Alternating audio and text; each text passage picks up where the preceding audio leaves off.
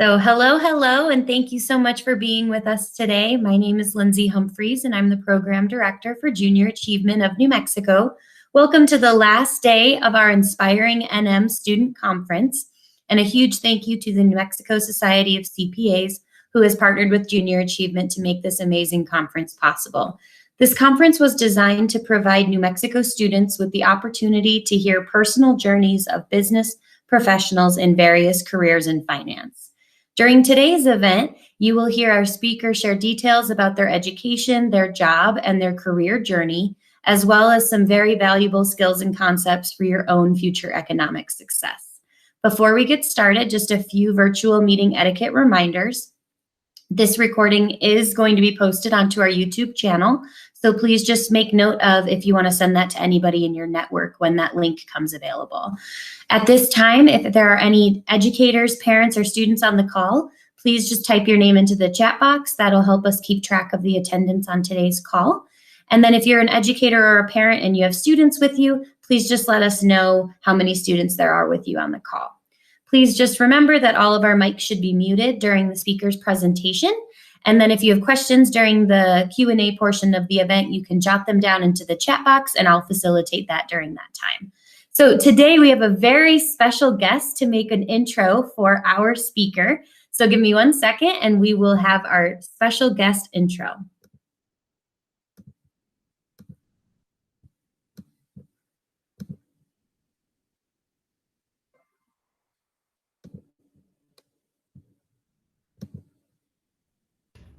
Hi, I'm Tim Keller, Mayor of Albuquerque, and the city offers lots of opportunities to get ready for your future. You can do things like participate in our annual job fairs. You can also practice interviewing, get help with resumes, all through city services. And you can also get some great mentorship through a lot of our programs, as well as some internships over the summer, whether it's in the mayor's office or it's with our different departments. Cristin Chavez Smith is coming up next to tell you all about it. And I also want to share with you, my first job was actually at the City of Albuquerque. It was picking up golf balls at Arroyo golf course. It was actually a lot of fun, mostly because I just got to drive golf carts around all day. But there's lots to do with the city, and so we appreciate everyone participating today. And Cristin will tell you more about it. Excellent. Well, we are thrilled to have Cristin Chavez Smith with us today. She is the Community Services Division Manager for the City of Albuquerque. Cristin, I will share my screen and then the floor is yours. Thanks so much, Lindsay. I'm really excited to be here. I put together a little presentation to kind of keep us on track. Lots of pictures to show you a little bit through my life and career of what I've done. So like Lindsay said, my name is Cristin Chavez Smith. I'm a Community Services Division Manager with the City of Albuquerque in the Department of Family and Community Services. And I play a lot of different roles in that, and I'll talk a little bit more about that later. But to start off, I'll just tell you a little bit about my upbringing in Albuquerque. So we can go to the next slide. So my personal journey began right here in Albuquerque. I'm 5th generation born and raised here in Albuquerque. I found out that my grandparents had a farm in the South Valley. So that would be my great-great-grandparents. And that's about as far back as I've checked. But I have a real love for Albuquerque. Just growing up here, it's been a huge part of my life. So you can see my family there in the middle, back in the 80s, like my little sister and my parents. And then on the left, I always joke that was me as in my first management role of the stuffed animals, right? And with my guitar when I was a little kid too. So on the next slide, I'll talk a little bit about my education in Albuquerque. So I was a Catholic school kid. Starting in kindergarten. So, and I went all the way through high school in Catholic school. So that's me in homecoming at St. Pius on the left there. And in the middle is my very first job. So like the mayor, my very first job was with the City of Albuquerque. That's me on the right in the middle as a rec leader at Holiday Park Community Center. So I was a recreation leader. I still remember going in for that very first interview. I was like 15 years old and My dad at the time also worked in the summers, like doing recreation stuff for the city. And so he made me go to this interview, and I didn't know what to expect, and I was really nervous. And I just remember still sitting in the office saying, well, I babysit a lot, and I really like to dance, and I could teach dance to the kids. And that was the way I got my first job at community centers. And then after high school, I actually went on to UNM. So that's me. I was on the dance team at UNM. So that's me as a chaparral at UNM. And like a lot of people, I started UNM thinking that I was going to do one thing and ending up doing something else. So I really thought I wanted to do psychology. I was like, that sounds so interesting. And I'm so excited to do psychology. Well, the first psychology class I took as a freshman, I walked into this hall and there was like 500 students in there. And it was like this big lecture hall, and the material was not at all what I thought it would be. So I started exploring more like, well, maybe this isn't what I want to do. And at the time, I got an internship at the Rape Crisis Center of New Mexico. And I was answering phones and helping out. And one of my colleagues said, you should look into family studies.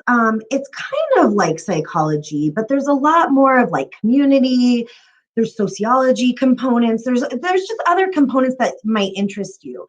And so I took a family studies class, and I was like, this is more my track. So, I ended up majoring in family studies and with a focus in human development and family relations. So I really got to focus on like different stages of development for people, their relationships to each other. I graduated, and I thought, I know exactly what I want to do. Like, I want to work in the social work field. I'm going to start applying to all these jobs. And it didn't work out great. So if we go to the next slide, the biggest thing that surprised me after I graduated was how hard it was to get a full-time job. So at the time, I was working for Bernalillo County. I was a permanent employee, but it was only part-time, and I was running a literacy program. And this literacy program was basically tutoring struggling students in how to read, how to succeed in school. It was at a community center with the county. I enjoyed the work, but it was only part-time. I had a college degree now, so I wanted to work full-time, and I couldn't get a full-time job. And it was a year that I couldn't get a full-time job that I thought, maybe I'll go back to school. Maybe that's what I'll do. So I applied to grad school, and I applied to a couple different programs. So at this point, I had been working for a government entity for a long time. So I worked for the city community centers in high school, then the county community centers in college. So I decided to apply to public administration school, which is basically kind of a business degree, but for government and nonprofit work. And I also applied to social work school because I was still really interested in that social work component and helping people in making Albuquerque better. Well, I got into both, and it was really exciting. And then I finally got a full-time job with the City of Albuquerque. So the full-time job was as an activities coordinator with community centers. I knew that it was going to be pretty taxing, like on my schedule, on my time. And the social work school required you to do like 20 hours a week in internships. And I was like, there's no way I can have a full-time job and manage that. And so I decided to go on and do public administration and take the job with the city. And so this is a picture of me and my husband graduating with our master's in public administration. One other perk of my grad school experience was that I got to meet my husband in one of our classes together. We were assigned to the same project, reviewing the miscommunications that led to 9/11. So that's our story. But yeah, my journey started with the city as an activities coordinator at a community center. So if we go to the next slide, my city journey has been really interesting. A lot of people enter government jobs and kind of like stick to one thing. kind of work their way up just in one little way. That's not at all what I did. So I bounced around quite a bit between departments. So Family and Community Services is the department that I started in as an activities coordinator, and I eventually worked my way up to Community Center Supervisor 2. And then I decided to apply to Senior Affairs. Senior Affairs is the department that does all the senior centers and a couple multi-generational centers. So I became the manager of Manzano Mesa Multi-Generational Center, which is a huge facility in the southeast part of town. Did that for a few years, really found it rewarding, really found it challenging. I was really young at the time, so I took that job before I was 30. And anyone that has worked with seniors can attest to, they were a little skeptical when I took a job, and I look younger than I am too. So, it was hard work, and I really had to prove myself as a manager to get their respect. But did that, decided to move on once again. I moved to Parks and Recreation. I ran sports facilities and programs for a few years just to learn something new, to bring on new challenges. So that was a fun experience. And then I got the opportunity to come back to Family and Community Services. So I've come full circle. I'm back with the department I started in years and years ago when I was 16. These pictures, though, are just some of the fun things I've got to do over the years. So you can see me at Balloon Museum there with my team from Parks and Recreation and Darth Vader. And that's me at Balloon Fiesta. I got to work Balloon Fiesta quite a few times. A lot of people don't know, but Balloon Fiesta Park is owned by the City of Albuquerque. So when I worked for Parks and Recreation, I got to work Balloon Fiesta, but attend, and it was really fun. So those are just some cool things. The next slide, this is my current role. So currently I'm a Community Services Division Manager with the Department of Family and Community Services. What that means, I oversee community recreation and educational initiatives, which is a fancy way to say that I oversee 22 community centers, before and after school and summer programs at 26 elementary schools, the therapeutic recreation program, which is a recreation program for people with and without disabilities, our meal programs. So we have a supper meal program during the year at community centers, and in the summer we do the summer meal program. I'm sure a lot of people on this call have had the opportunity to experience is out in the parks, or facility, lots of facilities throughout the city. We serve free lunches to anyone 18 and under. So currently my staff, my full-time staff is about 40 that I oversee, but we hire a ton of youth in my department, in my division in particular. So at our peak times, I oversee up to 800 part-time staff, with an average age of 18. So that's a big thing that I do. And I oversee a budget of about $15 million. So that includes staffing, supplies, the community centers each have their own budget within that. So that's currently what I do. My other role in the city is with Youth Connect. And Youth Connect was something that Mayor Keller established at the start of his first term. So the city offers a lot of youth programs in lots of departments. And we wanted to make sure that the departments were communicating, that we weren't duplicating services, and that we were just utilizing staff, money, budgets to the fullest capacity. So we established this group between departments with high-level managers, and we meet, and we've been meeting for 4 years now, every other week, to talk, to leverage resources, to come up with new programs. So the job fair that we discussed was an initiative of Youth Connect that we came together to hire a bunch of kids and to showcase what the city has to offer in jobs. And then we just partner a lot with each other and then with outside entities. And so that's been a really rewarding thing that I've done here in these past 4 years with the city. And that's me at a teen night. So that's one of the fun things that we still get to do. That was our pool teen night, getting ready. And then that's the Youth Connect team there with the mayor at our first job fair. So we can go to the next slide. And just some more pictures of my team. I run a really fun division with a really fun team. So we do lots of fun things. Of course, COVID's made that really challenging, But that's our Harry Potter team day on the left. We did like team building and it was Harry Potter themed. We had a costume contest and it was really fun. We do an ugly sweater contest every holiday season. So that's the last one we did before COVID. So the next slide. And I just want to mention like the biggest challenge, you know, my career has had its ups and downs for sure. I've had challenges with staff. I've had challenges with supervisors, just those normal things that that are part of like having a career and having a job.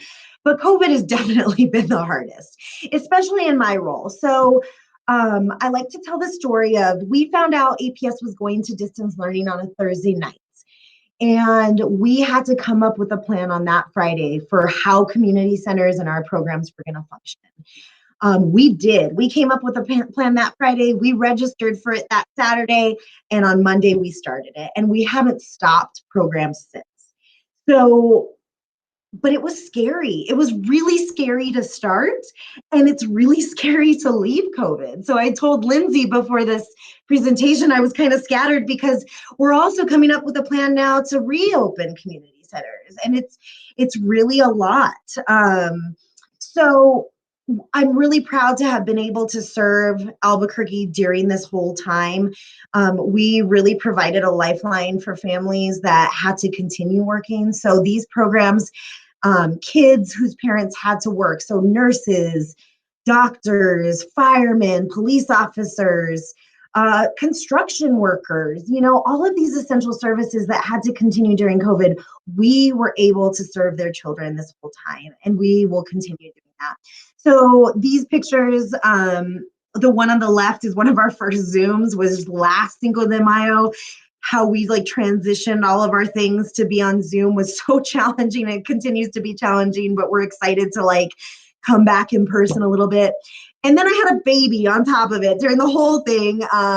Right after that Zoom, I had a baby. And so that was challenging too. And I was running everything from home because I was pregnant. So I got sent home and my whole team was in person. And so it was really, really overwhelming and challenging, but we did it. So I want to move on to the next slide and talk a little bit about the opportunities that the city has for students.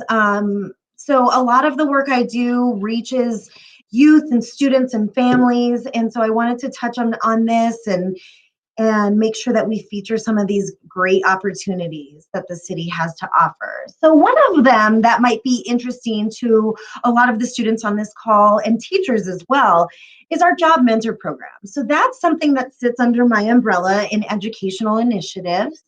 The Job Mentor program is a partnership with APS and the City of Albuquerque. So basically what that means is the City of Albuquerque creates a contract with APS during the school year to pay APS teachers to teach this class. It's called the Job Mentor class. And it basically focuses on job skills, life skills. We have a curriculum that it follows, and it's at every traditional APS high school currently. Students can earn about a half a credit to a credit, depending on how much time that school focuses on the program. It's usually offered outside of normal school hours. So it'll be like at 0 hour or at lunchtime or after school. But it's a really good program. So you take the class. Part of the class is to do some mentorship. So you would go and like shadow at, you know, whatever you're interested in doing, maybe with career, like to dabble with your job interests. And you get a stipend for doing that too. So there is this stipend that, depending on how many hours you shadow during the school year, you qualify for. So a couple $100 to do these job shadows, which is really cool. But the really cool part of the partnership is after you take the class.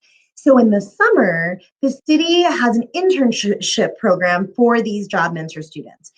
So you take the class, you finish the class, and then the city has all these departments. So like I've talked about a little bit what I do, but the city does so much, right? We have police officers, we have parks and recreation. So like stuff out in the open space and like in the parks and sports. We have DTI, so our IT department that runs the website, that runs social media accounts, social media marketing. So all of these different opportunities, and we partner with all these different departments to place interns. So if you take the class and you finish and you're interested in one of these internships, you can interview with the internship program and you can tell them like, oh, I'm really interested in social media and the capacity it has to reach so many people. You might get to be placed with the DTI department and work on social media campaigns for the city in the summer. And it's a paid internship. It goes about 6 weeks depending on the summer. But it's a really cool opportunity. So I would really encourage everyone to reach out to your guidance counselors to see how to get involved with your program at your high school, or if you're in middle school and you're interested, like talk to your middle school counselors about the high school that you're going to go to and see about how to get involved, because I think it's a really great opportunity. So the next slide, I want to talk about jobs that the city has. So a lot of people don't know this, but the City of Albuquerque is one of the largest, if not the largest, employer of youth in the state. So every summer, we average about 1,200 young people that work for us. So we have 1,200 people on city staff that work in various capacities in the summer, but those youth staff, actually, we hire all year long. So of course, in the summer, that's when we really ramp up our programs and we hire a lot more staff. But during the school year, there's opportunities too. So some of the jobs that we have, recreation leaders. So we always say, if you love playing dodgeball and coloring and working with kids, what a great opportunity. We hire so many recreation leaders for community centers, for before and after school programs at those elementary school sites. We hire recreation leaders to work specifically with kids with disabilities. So that's like a really unique and interesting experience that's really fun if you have that interest. Also, maybe you don't want to work with kids. Maybe you just want to learn to work a cash register. We have positions for cashiers. We have positions for swim instructors, lifeguards, tennis instructors. Open space has really unique opportunities. So if you really like to get out in nature and use your hands, you could be a nature guide. You could go out and actually work in the bosque. So we have an internship program in open space that works to like plant trees in the bosque all summer long. And it's really, really cool. So, I mean, there's just so many opportunities for jobs depending on what you're interested in and what your strengths are. Like I said, we hire all year long. The big push for summer programs is usually in late winter, early spring. So we want lots of time to get people on, get people trained for summer. So that's when the biggest push for hiring happens. That's why we have our job fair at the beginning of February. So next February, we will definitely be having a job fair. We likely see it being in person and virtual. So this year we went completely virtual because of COVID. Hopefully next year we'll be able to do some sort of combo. But you'll get to see all the opportunities that the city has to offer in one place. You get to apply, you get to interview, you get help with your application, and then we have breakout sessions too. So if you don't know how to write a resume or you're really nervous about interviewing, there's some tips on that. How to dress for an interview, how to dress for a virtual interview. Like there's all these sorts of great resources. So, but I would definitely encourage everyone to go to the city website now to see what jobs are available, cabq.gov/jobs, because I know some of those summer programs, especially that we found out that we're going to Turquoise, are going to be hiring some additional staff so that as we're like beefing up programs even later in summer, we'll need the staff to accommodate those programs. So check it out. For sure, we have lots of opportunities. So next, the last thing I want to talk about is just the programs we have for young people in the city. There's lots and lots to do. COVID's made it very challenging, but like I said earlier, we're coming out of it. We're going to be reopening lots of our programs to the public and increasing capacities. So some of the programs we have to offer, community centers. So as we reopen community centers to the public, we'll have opportunities to join classes, memberships for community centers. So kids can get memberships and take classes or come with their mom and dad to play basketball in our gym when we reopen. And then we have our fitness rooms. So fitness rooms are actually available to kids 16 and older, or I should say people 16 and older. So once we reopen those fitness rooms, you can get a membership and start coming to those fitness rooms, getting in shape after COVID. Arts and culture, they have lots of camps. So their arts and culture department is basically all of the museums, the libraries, the biopark, Explora, and they'll be ramping up programs as we come out of COVID. Parks and Recreation will be reopening pools. They have sports leagues and tennis lessons and lots of fun activities. Outdoor recreation is like the climbing wall. A cool thing that people don't even realize that the city does in non-COVID times is the outdoor recreation program in Parks and Recreation has vans that they'll take kids on these like outdoor recreation excursions. So if you're really interested, they do caving, climbing, and rappelling. So they actually teach kids how to climb, like mountain climb, and you will go into caves with like the little lights and learn how to cave. They also do snowboarding and skiing trips. So like that's really cool, something to look forward to next winter. So lots of opportunities with Parks and Rec, and then our open space. So I learned something new last week, which is Albuquerque has the largest population of cottonwoods in the country, or maybe even the world. And that's just such a cool thing that we have in our city. And open space really taps into that. All of the hiking trails, all of the nature camps are through open space. And then the other new announcement that just came out a couple weeks ago is that all bus passes have become free for students. So you can now ride, if you are a student, you can ride the bus for free. And that's a great thing as we come out of COVID to zip around all of these public facilities and programs. It's a really great thing for young people. So I would encourage everyone to check out the Youth Connect website, because that's where all of our programs are going to go. It's yc.cabq.gov. That's where all the departments are listing everything. You can also sign up for our newsletter there, so you can get like kind of a hint of what's coming before it's like posted. We release those about quarterly. So one will come out at the beginning of summer probably.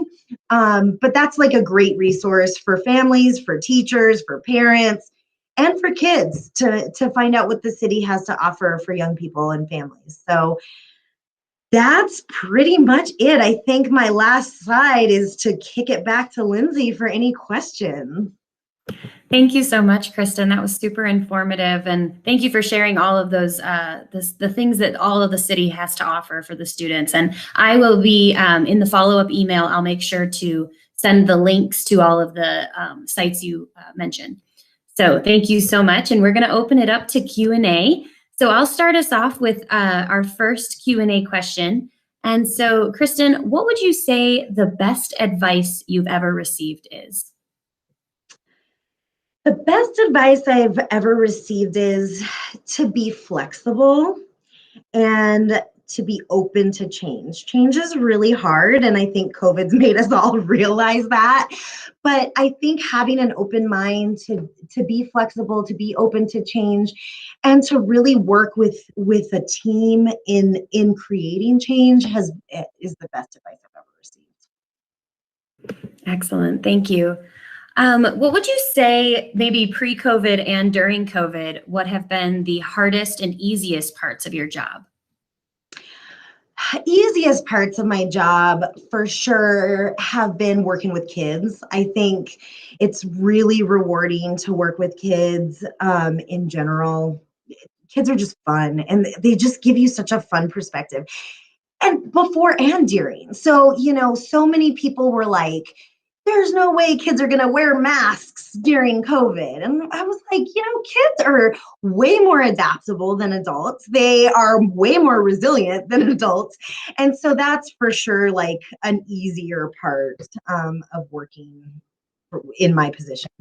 I think the biggest challenge is for sure during COVID is the constant change. And so we just talked about it with my team before this webinar. I heard someone, I think it was the head of the Major League Baseball, said, we write our policies in pencil right now because everything is just like this fluid change, and change is hard. So I think that's been really, really challenging. And then there's like a real fear that came with COVID, people getting sick, of people, feeling unsafe. And I really love to create a strong team that works together, that even if we don't all just like each other, like we don't maybe all want to be friends all the time, but we work together and we respect each other. And there was a lot of like anxiety, and there still is. And so that's challenging because I never want my team to feel unsupported or scared. And so finding that balance of what we have to do to be successful, but also keeping everyone's morale high has been really challenging for sure. Thank you. There's a question in the chat box. What is the best way to find out about internships with the city? So a couple different ways. For sure, the Job Mentor program through your school. So that's a big one to start with your school, because those internships are specifically for kids that have taken the class. So it's a little funky, like we don't really advertise those internships because we really want to reward students for completing that class. But there are other internships within the City of Albuquerque, and they'll either post at the cabq.gov/jobs. So that's one way to find out about internships, but also our YC page, so our Youth Connect page, yc.cabq.gov. One cool department that's doing a lot of internships right now is Arts and Culture. So they do what's called the Mayor's Creative Youth Corps. And in the summer, they basically pair students with artists, and so all sorts of artists, circus performers, dancers, graffiti artists, like all sorts of artists. And they pair students into these internships to learn about whatever their interest might be in the art world and how to really make a career out of art. So I believe it's posted on yc.cabq.gov. They build that program. So last year it was really small. This year they're hiring more. Next summer will even be more. So it's a great internship too. Thank you. I'd love to have you've mentioned that you are one of the biggest employers of youth in, maybe if not the biggest. And so could you touch on maybe a couple of tips for some students that might be coming into an interview who have never interviewed before, but also a way to share, if you have no experience, how to still get your foot in the door? Because sometimes that's the problem, is students can't get jobs because they don't have experience. And so what would be some recommendations from you? Yeah, so a lot of people, their first jobs might be in these positions, and mine was, a perfect example of that. So one recommendation I would definitely say, if you're interested in a job at the city, don't just apply. Reach out to different facilities and managers that you might be interested in working with. So if you fill out your online application and then send it into the internet universe, it might not get a second look. So when you're really interested, call Herman Sanchez Community Center and say, hi, I applied for a rec leader position. I'm really interested. Is there any way I can get an interview? Because that's really gonna to show your interest level. Also, I would really fill out your application. So even if you don't have job experience, there's a volunteer experience portion, or you can put your volunteer experience as your work experience.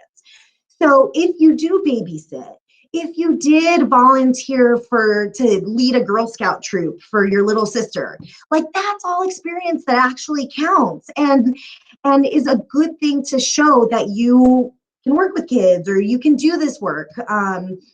So those would be some tips for your application. And then an interview, just do some self-reflection on what you're applying for and what you've done in your life, whether it's volunteer or at school or with your family, that might benefit you in this job.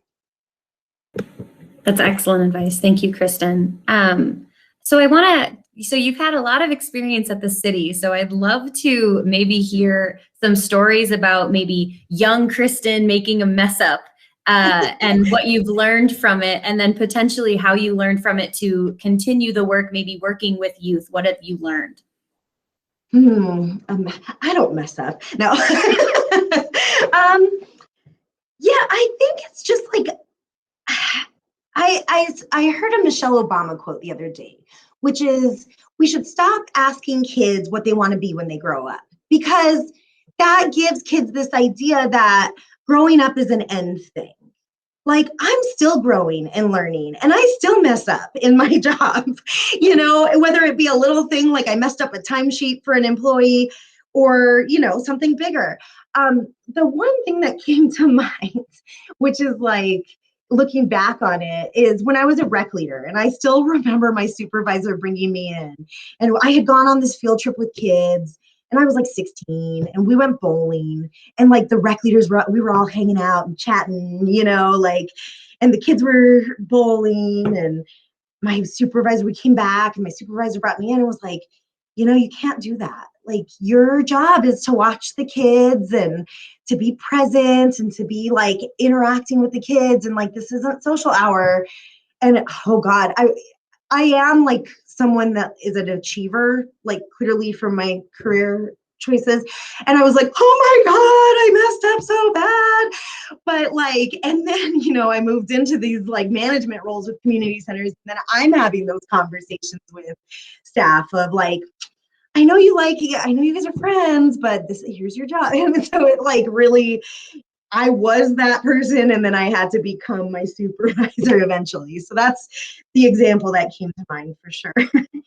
That's excellent. Thank you. Would you take a second to describe maybe maybe a couple of the departments that the youth could be working in, what the day-to-day of their job would look like, and then also what your job looks like on a day-to-day? Sure. So like an easy one to talk about is like a recreation leader. So I won't get into too much COVID stuff, but like COVID has created this whole new dynamic about like temperature checks and like wellness checks and encouraging kids to keep their masks on and all of that. But recreation leaders just have a really fun job. Like, basically, most recreation leaders get assigned a group of kids. So they'll come in for their shift. We organize our kids by age groups so that we can do age appropriate activities. So we have like 5 to 7-year-olds, 8 and 9-year-olds, 10 and 11-year-olds, and then middle school kids. And they go through rotation. So you get assigned this group of kid, and you might start in a gymnasium, and you come up with an activity to do in the gym that keeps kids engaged. So maybe that's dodgeball. Maybe it's like a cool game of tag. Maybe it's 9 square, like whatever that looks like in the gym. And then you rotate to another room and you do arts and crafts. And so maybe you do like a really cool painting project, or, something really unique. Maybe it's St. Patrick's Day and you want to do like leprechaun traps or something like that. Like, you get to do cool art projects. Then you go to the game room and you can play board games and do stuff like that. You might go outside and like play outside, like soccer or basketball out in the field, lots of field games. So there's like, you might go to the computer lab and do computer games with the kids. So you're constantly going to these new areas. You get to play all day. I will say that most people, when they start that job, it's super fun, but you're really tired that first week. And I was always known, I have a very loud voice and a very distinct voice, but I lose my voice very, very, very easily. So in the summer, like even when I was managing community centers, at the end of every week, I'd like lose my voice because you're constantly like projecting and talking to kids and like doing all this stuff. And so it's a fun job, but there's a lot with it. And then my job is kind of all over the place. Like, I like my job because I do have like this job where I have this nice office, and I'm not at City Hall for one purpose, and it's because I manage all these facilities out in the city, and so I need to be able to come and go. And so I might be out at a community center, I might be at a press conference where I'm talking about youth programs. I did that a couple days ago this week. I might be at City Hall meeting with the administration or other departments on collaboration. So my day changes every day. My calendar gets super booked. I'm excited now that we're back a little bit more in person, that not everything's going to be on Zoom, because I think we're all a little bit ready for that, but that's kind of what my day looks like.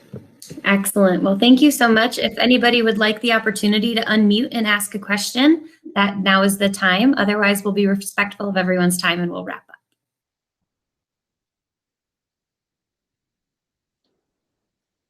All right. Excellent. Well, thank you, Cristin, and thank you for taking the time to explain the city services and also the impact it has as starting as a young person and how much you can grow with the city. And that's, I think, is something that I hope the students on this call are going to take away from this. And so I really hope that anybody who's on the call or anyone's hearing this on YouTube, just remember what she said. Reach out to the departments if you want a job there. That's great advice. And I'll make sure to send those links out to you as well. So before we log off, just a couple of announcements. So following this presentation, you'll be asked to complete a post-program mindset survey. And during that survey, you'll be entered into a drawing to win a gift card. So keep filling out those surveys. This is our last Inspiring NM Student Conference session, and we're so excited to close it out with the City of Albuquerque. So thank you so much, Cristin. And this is actually the last Career Speaker Series of the school year. And so we've had an amazing program this school year, and we're so excited to bring it back to you in the fall. But I just want to take a moment and thank all of our speakers we've had. We've heard so many professionals and we've heard their unique journeys. And I really think that we've conveyed, and every speaker has shared, that it is not a straight road. It has twists and turns, and it is always just remember to enjoy the moment, ask questions, and keep learning. So thank you so much, everyone. And thank you, Cristin. And we'll see you all next year.